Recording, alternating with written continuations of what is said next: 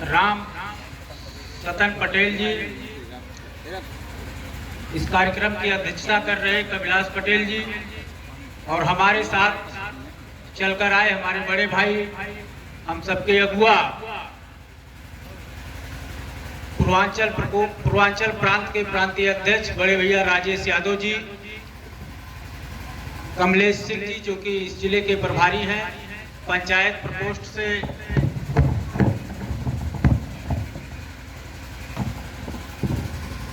जिला अध्यक्ष राजेश यादव जी, पंचायत प्रकोष्ठ के उपाध्यक्ष, प्रदेश उपाध्यक्ष गुरु जी, जिन्होंने अभी आप लोगों को बहुत ही बखूबी से आम आदमी पार्टी और आज के राजनीतिक दौर के बारे में समझाया।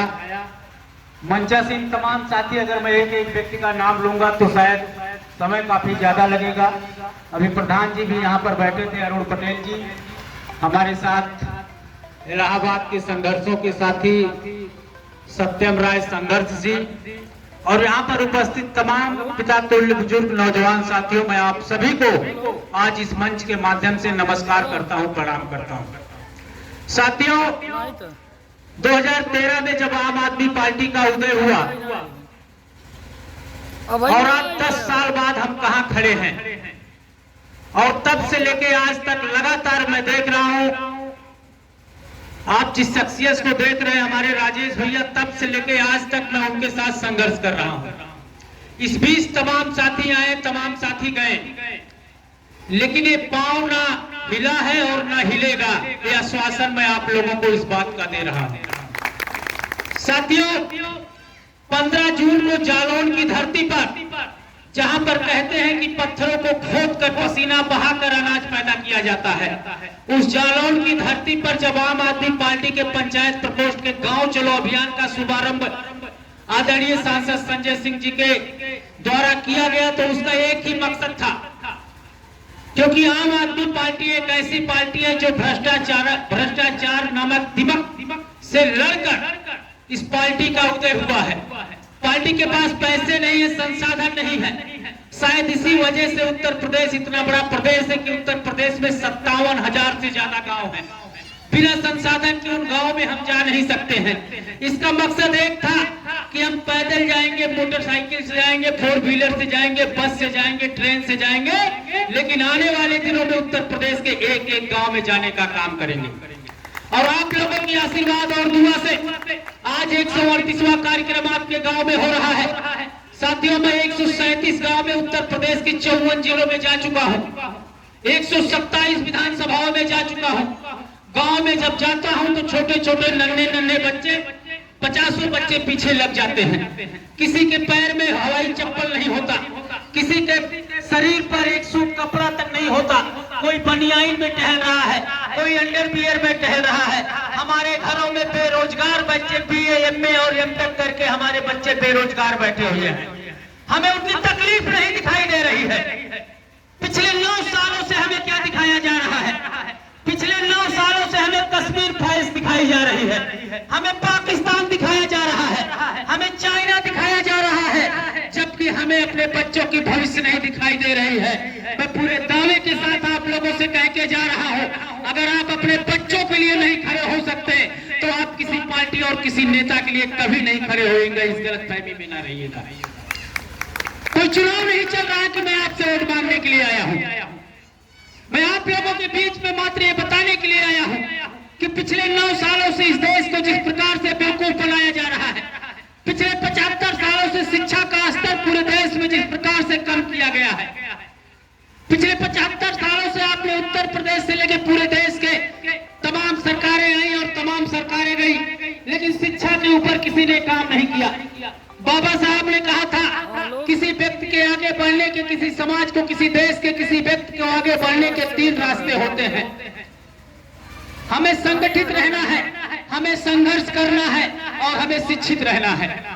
संगठित तो हम थोड़ा बहुत रह लेते हैं, अपना जीवन यापन करने के लिए हम संघर्ष भी कर लेते हैं, लेकिन हम शिक्षित नहीं हो पा रहे हैं। उसकी मात्र एक वजह है, वजह यह है कि ये सरकारी शिक्षा व्यवस्था जिस प्रकार से बिटिया मेल की गई है, और उसकी एक वजह है कि अगर हमारे और आपके बच्चे पढ़ लेंगे इन नेताओं से सवाल जवाब करने लगेंगे, इनसे पूछने लगेंगे कि नेताजी, विधायक जी, आप आए थे उस वक्त, आपने कहा था बांध बनवाने को, आपने बांध क्यों नहीं बनवाया? अगर हमारे आपके बच्चे पढ़ लिख लेंगे तो इनसे पूछेंगे कि सांसद जी, आपने रोड बनवाने को कहा था, आप आए थे चुनाव के वक्त, आपने क्यों नहीं बनवाया? इसलिए हमारे बच्चों को अशिक्षित रखा गया है। जरा आप सोचिए, इसी विधानसभा के चुनाव के दौरान जौनपुर का रहने वाला एक पत्रकार ने पेपर में सिर्फ इतना छाप दिया कि सरकारी स्कूलों में मिड डे मील के नाम पर नमक रोटी खिलाई जा रही है। उस पत्रकार को 6 महीने तक जेल में रखा गया, 6 महीने तक। आपके प्राइमरी पाठशालाओं की स्थिति क्या है? अगर बेंच है तो डेस्क नहीं है, अगर पंखे हैं तो बिल्डिंग नहीं है, अगर टॉयलेट है तो बाउंड्री नहीं है, अगर बाउंड्री है तो बच्चे नहीं हैं, और अगर बच्चे हैं तो टीचर नहीं है। ये व्यवस्था कर रखी है। यहाँ पर गुरुजी बैठे हैं, तमाम पिता तुल्य बुजुर्ग बैठे हैं। शिक्षा का क्या महत्व होता है आप लोग जरा सोचिए। आज के 2 दशक पीछे जाइए। 20-25 साल पहले जब गांव में पुलिस आती थी तो एक भी आदमी गांव के बाहर नहीं दिखाई देता था। 25-30 साल पहले आप याद करिए, एक भी व्यक्ति गांव के बाहर नहीं दिखाई देता था।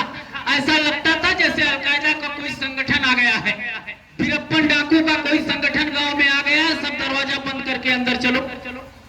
लेकिन वही पुलिस जब आज आपके गांव में आती है तो 4 लड़के घेर के खड़े हो जाते हैं। और साहब क्या हाल है? ऐसा क्यों हो रहा है? क्योंकि पहले हम शिक्षित नहीं थे, हमें पता नहीं था कि इस पुलिस को हमारे टैक्स के दिए हुए पैसे से सैलरी दी जाती है।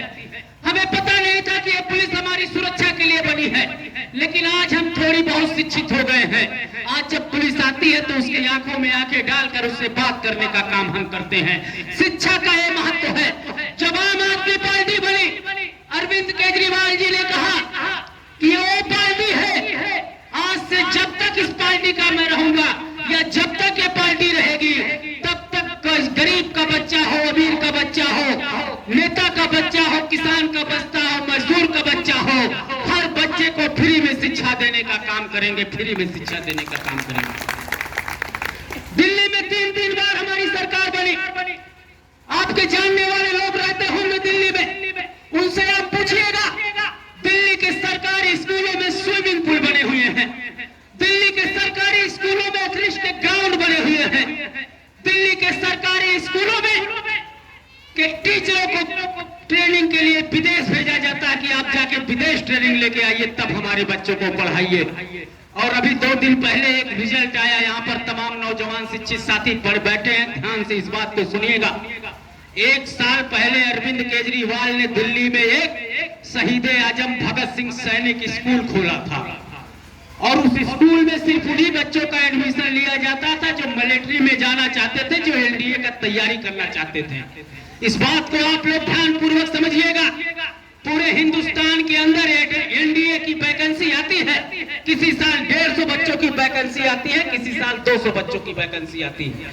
यानी कि एनडीए में भर्ती होने के लिए या तो 150 वैकेंसी निकलती है, 170, बहुत ज्यादा 200 निकलती है पूरे हिंदुस्तान में। 140 करोड़ की आबादी में 150 नौकरी निकलती है एनडीए के लिए, इतना टफ एग्जाम होता है। लेकिन उस एग्जाम को क्वालिफाई करने के लिए जिस स्कूल को अरविंद केजरीवाल ने 1 साल पहले खोला था, आपको सुनकर गर्व होगा कि 150 की वैकेंसी में 140 करोड़ लोगों में फाइट करने वाले 32 बच्चे दिल्ली के उस स्कूल से, 32 बच्चे। इस बात को हमें और आपको समझना होगा। अमेरिका के राष्ट्रपति की पत्नी आती है, उसे गुजरात ले जाया जाता है कि हम आपको गुजरात दिखाएंगे। वो कहती है, नहीं साहब, हमने अमेरिका के पेपरों में पढ़ा है, दिल्ली में कोई अरविंद केजरीवाल है जिसने सरकारी स्कूलों की दिशा और दशा को बदल दिया है। अमेरिका के राष्ट्रपति की पत्नी हरियाणा के स्कूल देखने नहीं जाती है, राजस्थान के स्कूल देखने नहीं जाती है, मोदी जी के गुजरात का टेंट वाला भी स्कूल देखने नहीं जाती है, वो दिल्ली अरविंद केजरीवाल का सरकारी स्कूल देखने के लिए आती है। लेकिन ये बात इन भाजपाइयों से बच नहीं रहा है। इनको लगा ये कौन सा आदमी आ गया जो यार सबके बच्चों को पढ़ा रहा है। कल से हमारे विधायक लोग जाएंगे वोट मांगने, चुनाव आ रहा, सांसद लोग जाएंगे, ये तो सब शिक्षित हो जाएंगे, उनसे सवाल पूछने लगेंगे, पता करो कौन है। तो पता चला इन स्कूलों का बनाने का जो मेन मास्टरमाइंड है वो मनीष सिसोदिया है। जरा आप लोग सोचिए, तमाम नौजवान साथी यहाँ पर बैठे हैं, अगर मैं आपसे किसी से पूछूंगा कि उत्तर प्रदेश का शिक्षा मंत्री कौन है तो शायद कोई नहीं बता पाएगा। अगर मैं आपसे पूछूंगा राजस्थान का शिक्षा मंत्री कौन है तो शायद कोई नहीं बता पाएगा। अगर मैं आपसे पूछूंगा उत्तराखंड का शिक्षा मंत्री कौन है तो शायद कोई नहीं बता पाएगा। अगर मैं आपसे पूछूंगा कि हिंदुस्तान का शिक्षा मंत्री कौन है तो शायद कोई नहीं बता पाएगा। लेकिन इस धरती नहीं, पूरे ब्रह्मांड के किसी कोने में आप चले जाएंगे, जब आपसे पूछा जाएगा दिल्ली का शिक्षा मंत्री कौन है, हर व्यक्ति के जुबान पर है मनीष सिसोदिया, मनीष सिसोदिया, मनीष सिसोदिया। इसलिए मैं आप लोगों से बताने के लिए आया हूँ कि आप अपने बच्चों के भविष्य के लिए खड़े होइए। जब चुनाव आए, मैं नहीं कह रहा हूँ कि आप राजेश यादव जी को वोट दीजिए, मैं नहीं कह रहा हूँ आप आम आदमी पार्टी और अरविंद केजरीवाल जी को वोट दीजिए। मैं ये कह रहा हूँ कि जो आपके बच्चों को शिक्षित करने का काम करे, जो आपके बच्चों को रोजगार देने का काम करे, आप उस पार्टी और उस नेता को वोट देने का काम करिए। इस समय प्रधानमंत्री जी पूरे देश में टहल टहल के बस एक ही चीज बता रहे हैं, महिलाओं के साथ हमने बहुत बड़ा काम कर दिया है, अब महिलाएं 2 फुट जमीन से ऊपर आ जाएंगी, इतना बड़ा काम हमने कर दिया है।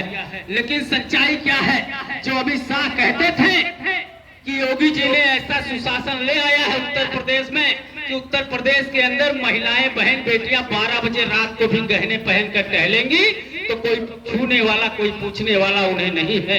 लेकिन अगर आप अमित शाह जमीन पे आ जाइए, यहाँ पर तमाम लोग बैठे हुए हैं, सुबह जब सो के उठते हैं और न्यूज़पेपर कोई भी न्यूज़पेपर खोलते हैं तो किसी ना किसी पन्ने में, किसी ना किसी जिले में बहन बेटियों के साथ जो नरसंहार हो रहा है, बलात्कार और रेप की खबरें जरूर पढ़ने को मिलती हैं।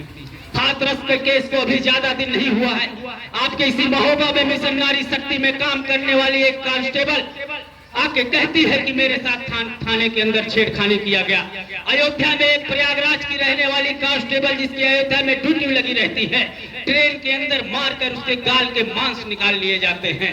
और अभी आपने कानपुर में देखा, एक घर में घुसकर पूरी घर की महिलाओं के साथ बंदूक के नोक पर बलात्कार किया जाता है। आपकी इसी जालौर में पीए की पेपर दे जा रही है एक बहन के साथ, दिन दहाड़े बीच सड़क पर गोलियों से भून दिया जाता है। एक तरफ इनकी महिला सुरक्षा चल रही है और ये कहते हैं, राजेश भैया यहाँ पे बैठे हुए हैं, ये कहते हैं कि हम आरक्षण देने का काम करेंगे। ये आरक्षण आपको कब देंगे? अब इस चुनाव में आरक्षण चिल्लाएंगे, जबकि सच्चाई ये है कि आरक्षण पिछले 10 सालों तक लागू नहीं हो पाएगा और ना ही ये भाजपा लागू करना चाहते हैं। एक सरकार इनकी चल रही है जो महिलाओं को सम्मान देने का काम करती है। एक सरकार दिल्ली में अरविंद केजरीवाल की चल रही है। दिल्ली में जब कोई बेटी अस्पताल में पैदा होती है तो अरविंद केजरीवाल जी कहते हैं आपको परेशान होने की जरूरत नहीं है, ये बेटी हमारी भी है। पूरे अस्पताल के खर्च उठाने का काम दिल्ली की सरकार और अरविंद केजरीवाल की सरकार करती है। और वही बेटी जब पढ़ने के लिए स्कूल जाती है, उसको फ्री में शिक्षा देने का काम अरविंद केजरीवाल की सरकार करती है। वही बेटी जब हायर एजुकेशन के लिए बीटेक, एमटेक और एमबीए करने के लिए जाती है, उसके बाप के पास पैसे नहीं होते हैं। अरविंद केजरीवाल की सरकार कहती है आपको घर और जमीन गिरवी रखने की जरूरत नहीं है। ये आम आदमी पार्टी की सरकार चल रही है। इस बेटी को बिना किसी गारंटी के 10 लाख तक का लोन देने का काम अरविंद केजरीवाल की सरकार करती है और कहती है बेटी जब पढ़ लिख के नौकरी पा जाएगी तब इस लोन को भरना, नहीं तो लोन को भरने की जरूरत नहीं है। और वही बेटी जब बड़ी होकर गली मोहल्ले से गुजरती है, उसके साथ कोई मनचला छेड़खानी ना कर दे, पूरी दिल्ली के अंदर 3.5 लाख सीसीटीवी कैमरे लगवाने का काम करती है। और वही बेटी, वही बहन जब बसों में नौकरी के लिए जाती है, पूरे दिल्ली में माताओं बहनों को फ्री में बसों में यात्रा कराने का काम अरविंद केजरीवाल और आम आदमी पार्टी की सरकार करती है। और वही बेटी जब बूढ़ी होकर माँ और दादी बनती है, उसके बेटे, उसके बहू, उसके नाती उसको नहीं होते हैं, तो अरविंद केजरीवाल की सरकार कहती है माता जी आपको परेशान होने की जरूरत नहीं है, कोई ये बाबा की सरकार नहीं चल रही, यहाँ पर आपका लाल अरविंद केजरीवाल रहता है। उसको 500 रुपए नहीं दिल्ली के माताओं बहनों को वृद्धा पेंशन के नाम पर 2500 रुपए देने का काम करती है और पूरे दिल्ली के माताओं बुजुर्ग बहनों को फ्री में तीर्थ यात्रा कराने का काम अरविंद केजरीवाल और आम आदमी पार्टी की सरकार करती है। इसलिए साथियों मैं आप लोगों से कहना चाहता हूँ, अरविंद केजरीवाल ये जो फ्री की योजनाएं चला रहे हैं, जो फ्री में बिजली दे रहे हैं पूरी दिल्ली और पंजाब को, जो फ्री में पानी दे रहे हैं पूरी दिल्ली और पंजाब को, वो पैसा अपने घर से नहीं ला रहे हैं। आपके टैक्स के दिए हुए पैसे से आप बाजार में एक सुई खरीदने के लिए जाते हैं, उसका भी टैक्स देते हैं। आप एक माचिस खरीदने के लिए जाते हैं, उसका भी टैक्स देते हैं। आप बच्चे का पेंशन खरीदने के लिए जाते हैं, उसका भी टैक्स देते हैं। और उस टैक्स को कलेक्ट करके इकट्ठा करके इस सरकारों की जिम्मेदारी है कि वो आपके लिए नाली, खड़ंजा, सड़क और पढ़ाई, शिक्षा, स्वास्थ्य तमाम व्यवस्थाएं आपको दे। लेकिन अपनी अपनी नैतिकता है, अपनी अपनी नियत है। एक सरकार आपकी गुजरात और मध्य प्रदेश में चल रही है, जहां भाजपा की सरकार चल रही है। गुजरात के मुख्यमंत्री ने 90 करोड़ में अपने लिए हेलीकॉप्टर खरीदा। मीटिंग है। मध्य प्रदेश के मामा ने 110 करोड़ में खुद चलने के लिए हेलीकॉप्टर खरीदा। लेकिन अरविंद केजरीवाल ने कहा नहीं, मुझे हेलीकॉप्टर से चलने की जरूरत नहीं है। 90 करोड़ रुपए में पूरे दिल्ली के माताओं बहनों को फ्री में तीर्थ यात्रा कराने का काम किया। इसलिए अब आप लोगों को सोचना है कि आप लोगों को इन चोरों और बेईमानों की सरकार आप लोगों के काम आएगी या आम आदमी पार्टी और अरविंद केजरीवाल की सरकार काम आएगी। गांव गांव में जाता हूं, अभी गुरु जी ने कहा कि जो है आप लोग जितनी संख्या में आए उतना ठीक है, लेकिन मैं आपको विश्वास दिलाना चाहता हूं, हम लोगों के पास संसाधन का अभाव है। हम लोग जाते हैं, अभी संगठन अपना मजबूत कर रहे हैं धीरे धीरे। हमें कहीं मैं जाता हूं 20 लोग ही रहते हैं, कहीं 200 लोग रहते हैं, कहीं 500 लोग रहते हैं, लेकिन मैं अपनी बात रख के आता हूं। और यही गलती चंदौली में एक पत्रकार महोदय ने कर दिया। पत्रकार महोदय ने हमसे कहा, कहाँ गांव गांव भटक रहे हैं, इस पार्टी में ना कोई नेता है, ना कार्यकर्ता है, ना लोग हैं। हमके महोदय आप गलतफहमी में जी रहे हैं। ये वो आम आदमी पार्टी है जिसने 10 सालों में 3 बार दिल्ली में सरकार बनाने का काम किया। ये वो आम आदमी पार्टी है जिसने पंजाब के अंदर 92 विधायक और सरकार बनाने का काम किया। ये वो आम आदमी पार्टी है जहां कहते थे गुजरात के अंदर किसी का पत्ता नहीं हिलता है, उस गुजरात के अंदर घुसकर 40 लाख और 13% और 5 विधायक जितवाने का काम किया। ये वो आम आदमी पार्टी है जो गोवा में 2 विधायक जितवाने का काम किया। ये वो आम आदमी पार्टी है जो महाराष्ट्र के अंदर 26 जिला पंचायत सदस्य जिताने का काम किया। ये वो आम आदमी पार्टी है जो छत्तीसगढ़ के अंदर 200 से ज्यादा प्रधान और पीडीसी जिताने का काम किया। ये वो आम आदमी पार्टी है जो मध्य प्रदेश के अंदर 200 से ज्यादा सभासद और पार्षद और 1 मेयर जितवाने का काम किया। और ये वो आम आदमी पार्टी है जो पंचायत के चुनाव में उत्तर प्रदेश में 85 जिला पंचायत सदस्य और 200 से ज्यादा पीडीसी और प्रधान जिताने का काम किया। और ये वो आम आदमी पार्टी है जो जम्मू कश्मीर के अंदर 6 जिला पंचायत सदस्य जिताने का काम किया। और ये वो आम आदमी पार्टी है जो उत्तर प्रदेश के नगर निकाय के चुनाव में 11 चेयरमैन और 150 से ज्यादा पार्षद और सभासद जिताने का काम किया। इसलिए मैं आप लोगों से कहना चाहता हूं कि वक्त नहीं है और ना ही समय है। एक बार अगर आप लोग और चूक गए तो मैं गारंटी के साथ कह रहा हूं आप 20 साल पीछे चले जाएंगे। पिछले 9 सालों से इस देश को सिर्फ बेचने का काम किया जा रहा है।